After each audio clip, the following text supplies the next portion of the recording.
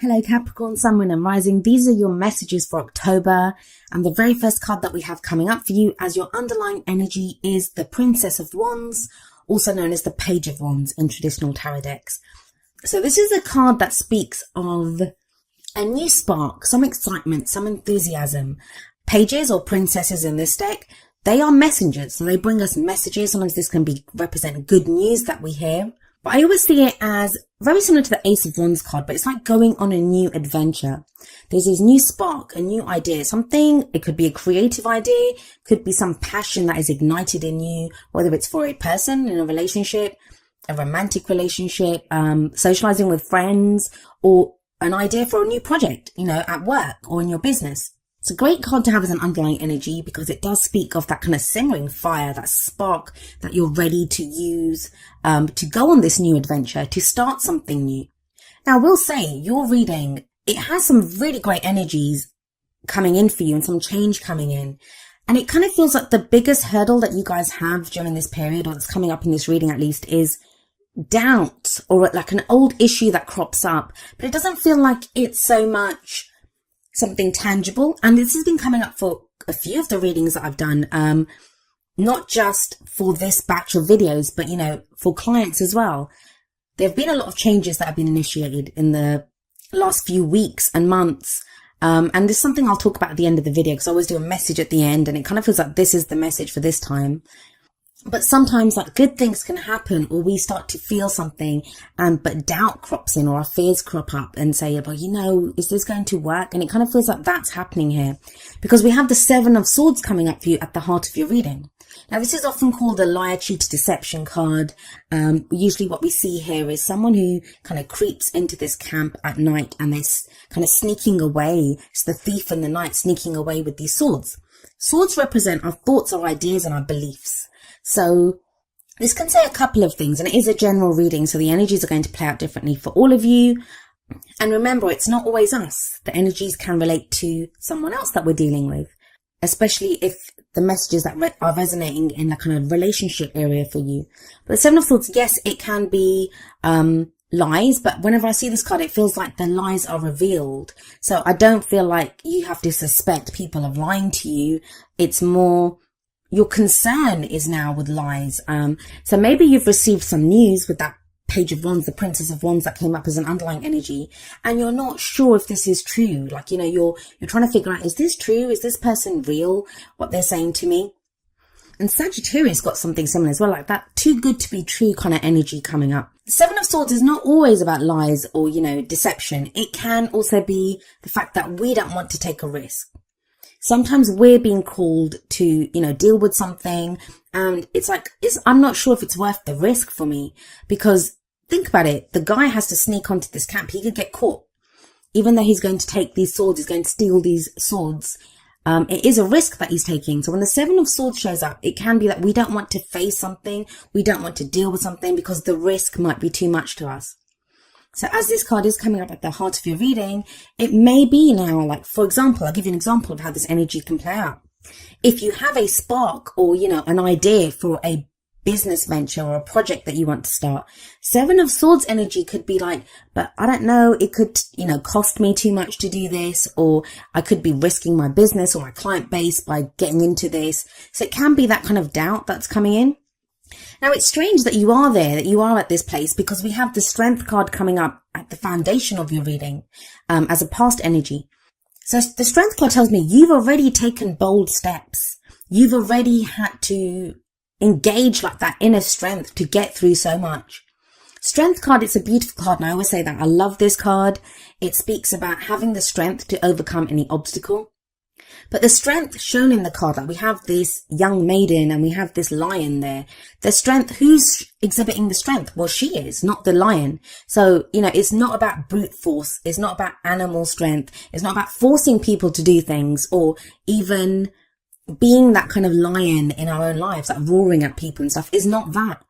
It's the strength shown by that maiden who has the courage to go up to this lion. And it doesn't occur to her that she can't subdue this lion.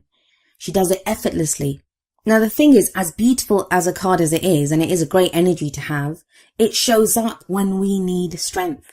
when there are obstacles that require us to kind of pull on this strength, to call on this strength that we have, it can indicate, I mean, it's the card for Leo, so it can indicate having to be bold, having that kind of heart's desire and really kind of going for what we want. Like, that can take courage.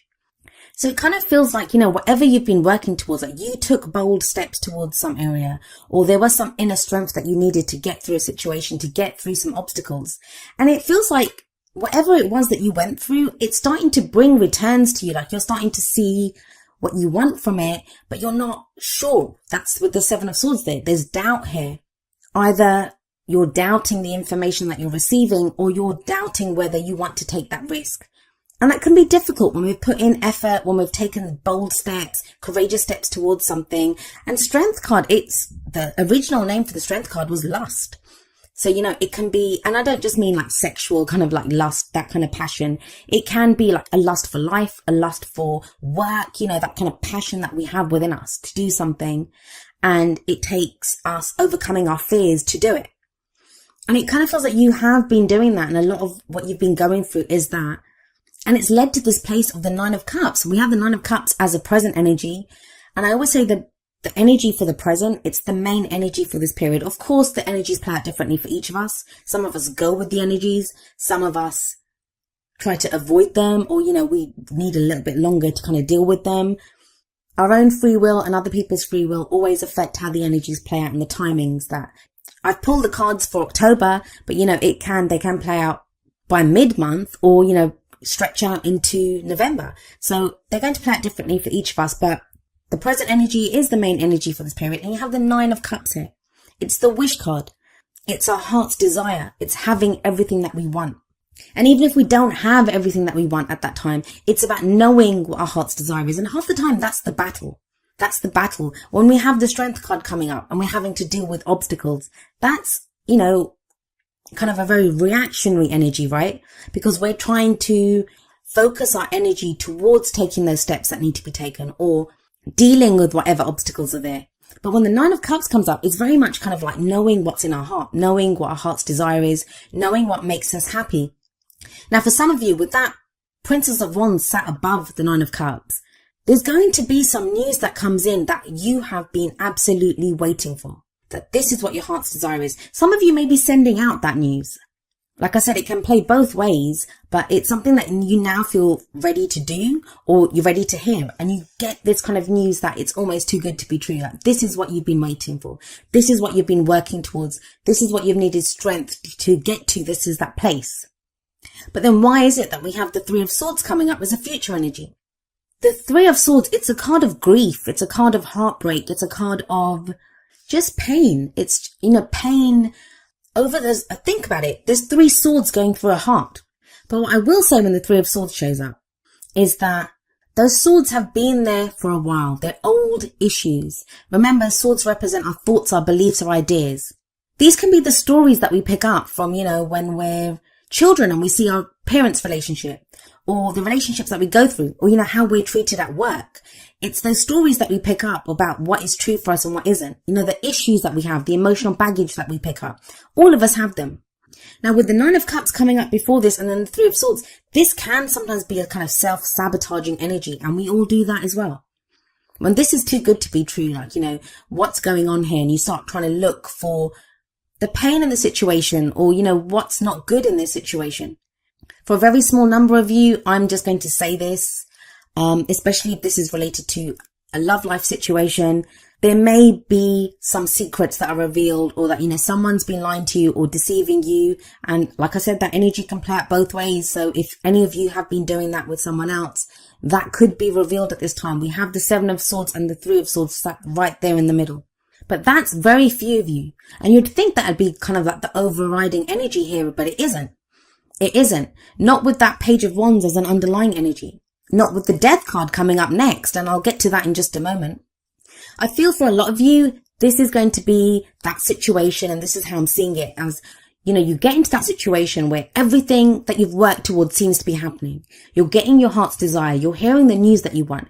Like, you've got green lights now to start that project with the Nine of Cups there. But it's bringing up some old issues. Now, this could be issues of success, like, that, where we doubt whether we deserve that kind of success. So like I said, it's self-sabotaging energy there. Or it can be, if it's a relationship for some of you, maybe you guys have needed strength to get through relationship problems that you've had, whether you're single, whether you're with someone. And now it seems like you're getting your heart's desire, or your heart's desire with that Nine of Cups. But with the Three of Swords coming up and the Seven of Swords at the top, it's like that person lied to me in the past. An ex treated me this way, or I always get hurt, or there's always heartbreak, or I'm not ready for a relationship. And it's that energy where you're having to deal with these old issues that crop up. Every time the Three of Swords shows up, it is the opportunity to remove those swords. That's why it comes up. A lot of times what happens is we'll get into a relationship, the old patterns play out, and it doesn't matter. The faces change in our love life. We date different kinds of people, but sometimes the same problems come up, right? And it's like, why am I always meeting people like this? Because that person comes into your life and they reflect those three swords that are in your heart. So you can deal with that shadow. You can do that shadow work. You can deal with whatever is there. Now, a lot of us, we don't remove the swords. The heart just heals over and we don't realize that they're there. They remain there until the next time that situation crops up again. Now, the reason I said that I don't feel like that negative aspect with the lies and, maybe deception, the third party situation, even it is Three of Swords. And the third party, it doesn't have to be another relationship. It can be someone's focused more on their work. Someone's focused more on a child. Someone's focused more on, gaming or whatever it is, something else that their attention is on. I feel like that energy is only for a few of you because we have the Death card coming up as the advice energy. The crowning energy, it's how do we manifest those things that we want? How do we achieve our goals, our aims, our ambitions? The Death card is a major arcana card, and it sits under another major arcana card with the Strength card above it. Death speaks of death of the old, birth of the new. It's transformation, it's change. If this is to do with a job, work, a relationship, there feels like there's changes in that will transform. Even if it doesn't end, even if that relationship doesn't end, even if that work life or job doesn't end, it transforms into something completely new.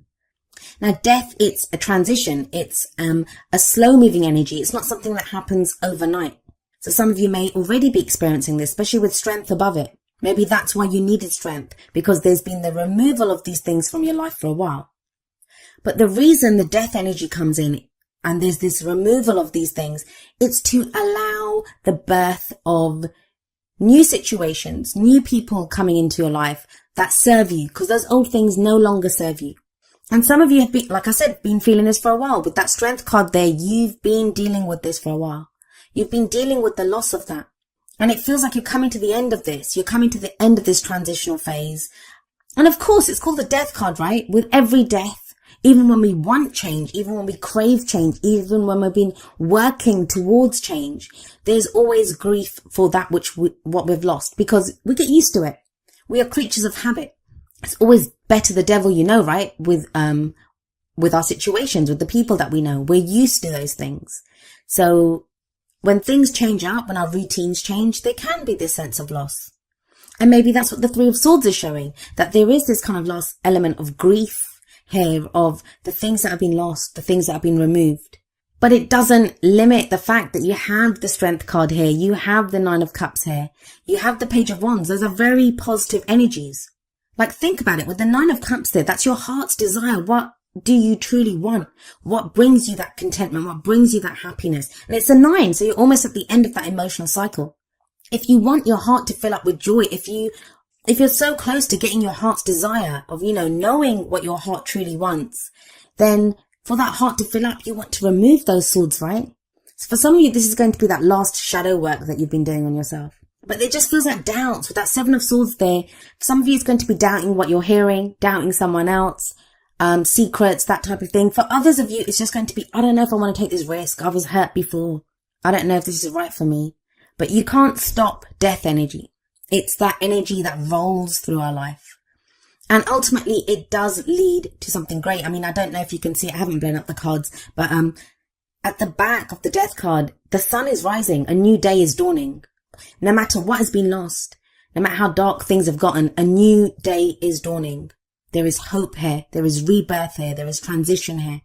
Now let's have a look at how these energies play out with your oracle cards. The first two cards are going to be more kind of romance, relationship oriented. And the first one from the romance angels is express your love. Go ahead and make the romantic gesture. Some of you may have already done this with the strength card, and that's what's, your heart's desire. You now know who you want. And they're like a dream come true with that 9 of cups there. For some of you, maybe that's the pain. Like, you've kind of met someone, or you know who your heart's desire is, but you don't want to say it to them, or, you're afraid to express it to them because you were hurt in the past, because you've got those scars from previous relationships, because you were lied to in the past, or it's not a risk that you're willing to take right now. So some of you will be going through that. But the Whispers of Love deck, it says the heart of the matter. And it says there is more going on than meets the eye. Recognize what this is all about. For some of you, it's going to be recognizing that, maybe the person that you're interested in is not as great. There is something going on there. I do feel like with the Death card, there is an opportunity for transformation here, for change. For others of you, it's not even going to be about that person. It's going to be about your own issues. Like, I've been hurt in the past. That person lied to me in the past. That person did X, Y, and Z with me in the past. That I don't want to do that again.